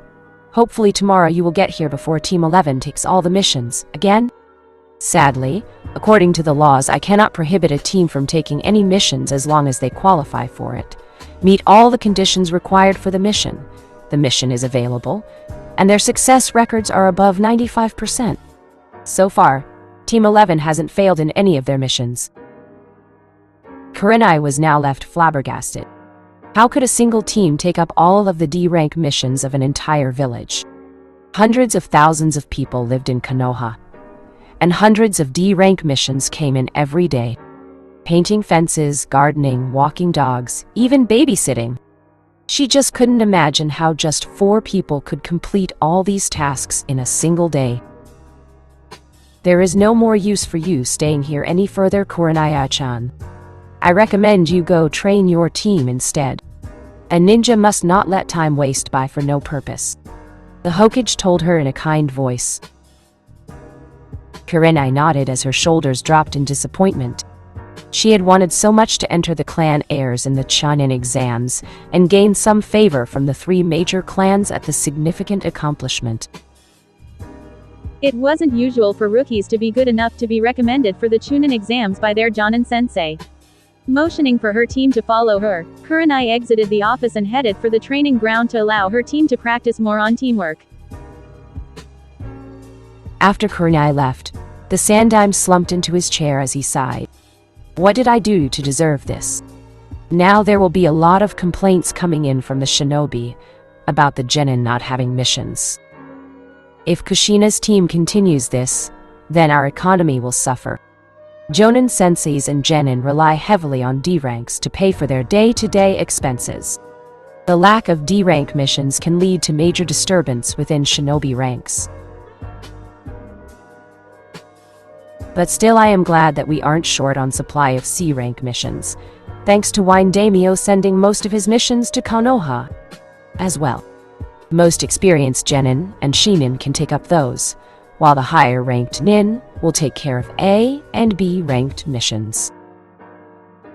The S ranks are still piling up. A lot of my Anbu operatives will have to be dispatched for them. Damn you, Kushina, if it wasn't for the fact that there is no immediate threat of attacks on the village, this would have been a major security risk. Minato would have been so disappointed with you if he could see what you have become. But I won't let Minato's kids turn out any other way. Then he wanted powerful, but not overly so, and completely loyal to Konoha. Sarutobi nodded to himself at the thought. He didn't want any of those three to become too powerful, as both he and Minato were aware of the slight chance of them rebelling. They needed to be strong enough to defend Konoha, but weak enough to be taken down if needed. Just then there was a knock on the door, which effectively startled Sarutobi. Clearing his mind of the rather disturbing thoughts, the Hokage put back the nice old man smile on his face as he gave the command to enter. In walked two squads of Anbu, which Sarutobi immediately recognized as the ones he had sent to keep an eye on the Kurama compound. Report, Bunny? Takane, who had her bunny mask on, stepped forward. Nothing suspicious has been observed, Hokage-sama.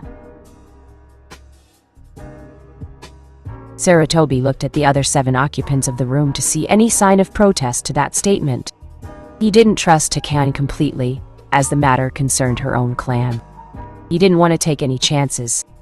Even his advisors didn't know of it, but he had the Uchiha clan under surveillance of his stealth expert Anbu captain, Chameleon. Despite his faith in Itachi's loyalty, but he still liked to think of Takane as a loyal Anbu. Much like Itachi. Her skills definitely resembled to that. Maybe he would even consider giving her the same honor as Itachi, if Kurama clan ever dared to do what the Uchiha had attempted. He knew it had hurt Itachi on the inside to kill his clansmen. But Sarutobi knew that deep down, Itachi must have felt a distinct sense of pride in knowing the village leader trusted him enough to give him a task like that, and the pride of knowing he was doing it all for the village. If Takane proved herself worthy enough, Sarutobi was willing to consider it. Hopefully she won't commit the same mistake as Itachi, though, going against orders to spare family members, disgraceful for a shinobi of such caliber. Though the clan seems rather depressed that none of the members are going to be able to enter the Channin exams. The Sandaime nodded sagely, appearing somewhat somber. That is indeed unfortunate. Keep observing them for any sign of suspicious activity. I'm putting my faith in you. He smiled kindly at the girl. Bunny, stay, but rest of you should get back to your tasks. The other 7 left the room as Takane was left alone with the Hokage in his office. Remove your mask, he ordered.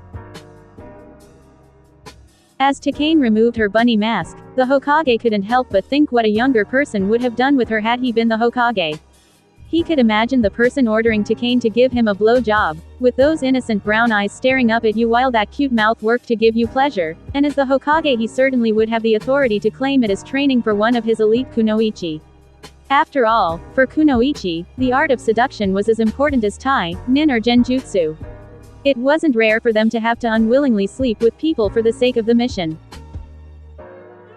It wasn't that Sarutobi couldn't order Takane to do that now.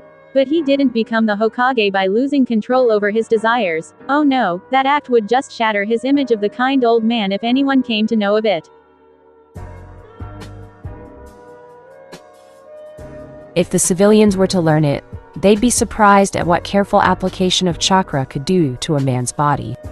Even though he was 70, his body was still fit enough to fight off jonins without breaking a sweat, and bed women for hours if he so desired. He won't be able to produce offspring at this age, but even that can be achieved with some medical jutsu his student Tsunade knew. Thankfully, the Sarutobi clan was doing well, and the Sandaime had 2 sons and a grandson who showed promise. Azuma seemed to be getting in a relationship with the Genjutsu mistress Kurenai Yohi as well. Pushing the rather irrelevant thoughts aside, he motioned for Takane to stop kneeling and stand. "I have a special mission for you to do personally, an S rank." Takane tensed at Sandaime's words. She had been so glad the Hokage had trusted her enough to not check for a genjutsu when she entered, or she would have been as good as dead. Maybe it was because the Sandaime knew, as good as she was, she won't be able to take out 7 Anbu by herself without anyone noticing, nor did he suspect her to do something so rash out of nowhere. But now he was giving her an S rank, and her alone. Did he suspect something? Was he trying to get rid of her? She had never been alone on any mission before. She just couldn't be, however high her skills may be. She never killed. And most missions Anbu handled couldn't be completed without killing. Sarutobi smiled at the nervousness in Takane's eyes. "Don't worry, Takane-chan. You don't think your old man would be as heartless as to risk losing you, do you?" He asked her with a small laugh. Not waiting for a response, he continued. "Your mission is to spy on an extremely powerful shinobi. With your skills in genjutsu, I am certain you are the only person in Konoha who could spy on this particular target." Takane was a bit surprised and relieved at that bit of information. "Who is the target, Hokage-sama?" Sarutobi's face turned completely serious. "You are under no circumstances allowed to reveal this information to anyone. If required, I want you to do what an Anbu does if sensitive information is in risk of being leaked." Takane knew Sarutobi was asking her to kill herself if the mission was in risk of being compromised. Not like she had any choice. She nodded, accepting her death if the mission gets compromised. Her eyes widened at what she heard Sarutobi tell her next. Uzumaki, compound. It had been an hour since she was told to make a final decision and tell them her choice by the lavender-eyed girl with shoulder-length red hair. Mitarashi Anko, the snake mistress of Konoha, found herself sitting in front of what she thought to be every single surviving Uzumaki and the late Uchiha clan head's wife, Uchiha Makoto. Her handcuffs and chains were gone, but she held no illusions for escape anymore. God knows how many seals were placed on her a few moments before now, and she had no idea what they did. She had no intentions of finding out either.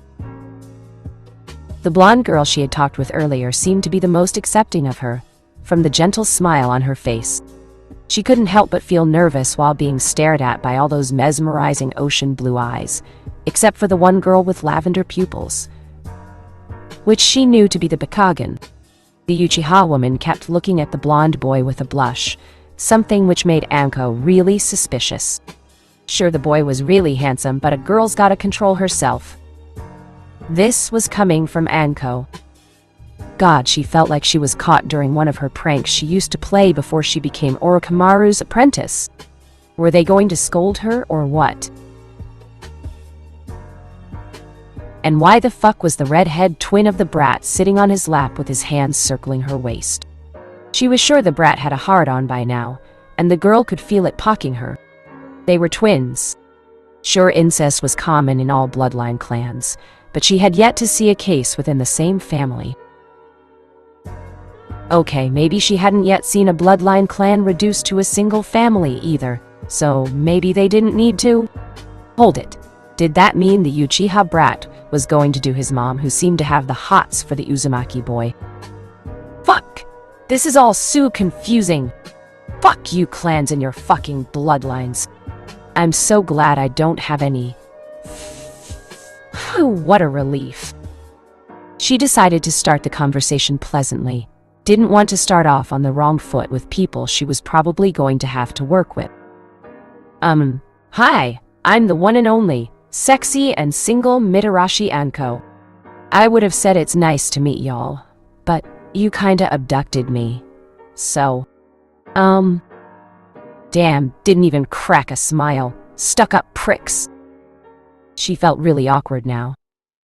The blonde boy that had kicked her ass started to shake. Aw shit.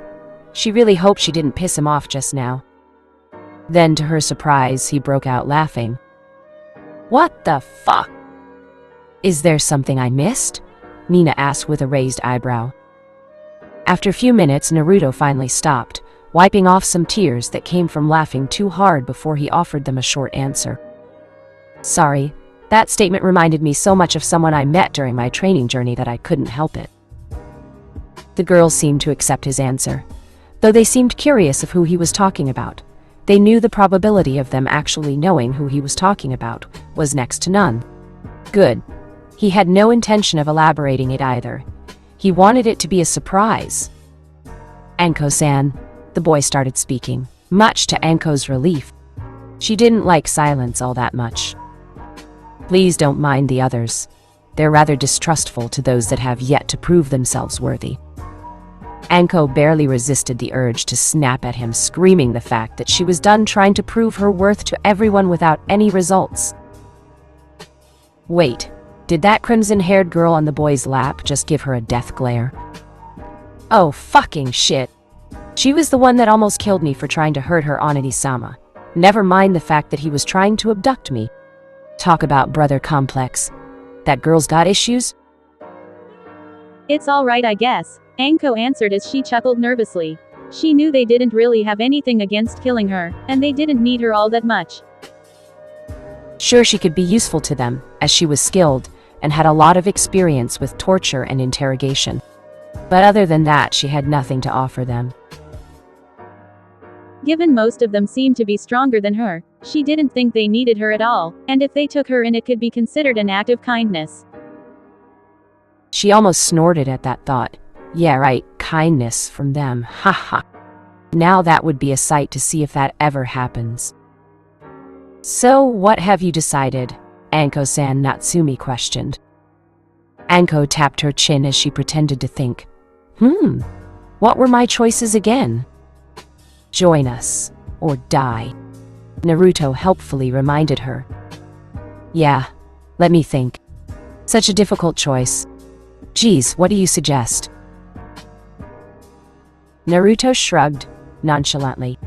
Betrayal is not looked highly upon by anyone, but it is one of the basic traits of being a ninja. Lie, deceive, betray, backstab, kill. That is not to say a ninja cannot have loyalties. Everyone needs a purpose to live. The question is your purpose truly what you desire? Taken aback by the abrupt change in Boy's attitude, Anko remained silent as she thought about it. She had already made her choice, but if it helped clear any doubts, she was willing to listen to the boy. Naruto continued his speech. "Your purpose before you came here was to serve the hidden leaf till your last breath. But why? There is a reason behind everything, so there must be a reason why your loyalties lie with the hidden leaf as well. For most other ninja of this village, the reasons are fairly simple. The leaf offers them companionship. They make friends in their genin teams and share experiences with fellow ninja later on. It offers them happiness and a sense of accomplishment. Every time they gaze upon the peaceful village, they feel as if their service is bearing fruits. It offers them excitement and a sense of pride, being part of the greatest hidden village in all of the elemental nations. And not to forget protection. They feel safe knowing that their families are as safe as they can be within the village walls. Who could protect them better than the army of the greatest hidden village? It offers them everything they seem to need. Even scapegoats to take their anger out on, like you and me, if it weren't for obstacles in their paths like Kachan.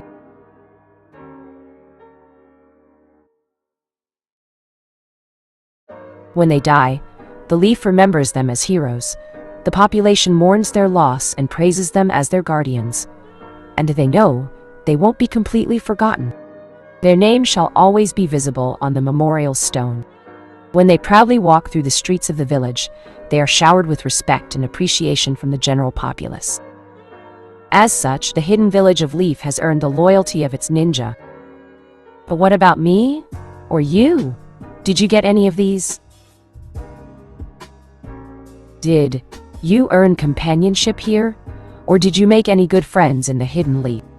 Did anyone even want to get near you? Or did they all shy away from you, simply because you were a little different? Did you find happiness in this village? Did you find someone you could call your own? Did you have anything you could take pride in? Did you feel a sense of accomplishment when the village came into view? Or were you only reminded of all the painful memories of your past? Ask yourself, will any loyal ninja of Hidden Leaf even attempt to protect you from your enemies, if it weren't for the fact that your loss might mean leakage of valuable information, and loss of talent, and a scapegoat? Even then they will probably hesitate. Did anyone here offer you respect? Will anyone here remember you once you're gone? Or will you be forgotten? Speechless, Anko could only wonder why. Why must she have to protect the Hidden Leaf? What has it done to deserve it from her? Why must she die for it? Looking back, she couldn't remember any fond memories that she had in the village ever since her mentor Orochimaru had abandoned her. One moment she was Konoha's golden girl, the snake charmer's apprentice, praised as a prodigy. And then, all of it changed, as if an illusion had been broken. She had lost not just her mentor that day. People stopped trusting her. They stopped seeing her as one of their own. She was now different, someone who must be avoided. She was related to a traitor. She was dangerous. She was treated as scum. Only the Hokage had even attempted to comfort her after her mentor's abandonment, and it had all been a lie. She had worked so hard, tried so hard to regain the respect and trust she had lost. But it resulted in nothing. All her efforts were in vain. And now, Naruto's voice picked her out of her musings, and she listened carefully to what more he had to say. The people of Konoha have grown too prideful for their own good. They think they are the best. They think they're always right. And they think whoever is not one of them is a despicable abomination who must be put down. They're too far gone to change their views now. They will never accept you, or us. We offer you a new chance, Anko-san. We are going to re-establish the previously annihilated village hidden in the whirling tides, Uzushiogakure no Sato in Uzu no Kuni. We offer you a chance to obtain freedom. We offer you possibility to achieve happiness. We offer you the acknowledgement you deserve. We offer you a chance to start anew, a chance that you never had. Will you take it? For so long, Anko had thought killing her mentor Orochimaru would prove her worth to Konoha, but now that she thought about it, it was not likely she would be able to do it. She will probably die in the attempt. For so long, Anko had starved for attention and acknowledgement. For so long, she had desired happiness. For so long, she had wanted nothing more than to be granted one chance. Just one chance to prove herself. The one chance she was never given. But now that she was being given a chance by these people, even if they didn't need to, will she not take it? Hell no! Acting completely out of character, Anko knelt down on her left knee in front of them all, her right hand on her right leg as she swore her oath to loyalty. I swear to loyally serve under your command in exchange of attempting to provide me with a non-discriminate life outside of this village. And I thank you for considering me valuable enough to give me a chance before deciding my fate. I will not disappoint. Naruto smiled as he tightened his hold on Kasumi before picking her up and seating her on the sofa. He stood up, moved in front of Anko before standing her up by holding her shoulders. Then we welcome you to the family of Uzushiogakure. Anko almost cried as she saw all of their cold expressions change to almost warm smiles of approval before each of them came forward and started working on the seals that shut off her chakra. Makoto watched them all work on the seals in fascination. It was truly a wonder how the Uzumaki had such instinctual familiarity with an art as complex as sealing. What takes normal Ninjutsu masters months to understand will probably be deciphered by them in a single glance. She truly didn't blame the Kumo-Kiri-Iwa alliance to fear the Uzumaki clan as much as they did. Maybe it was even worth it for them to lose 3/4 of their forces in an attempt to wipe out the entire clan, and nearly succeeding.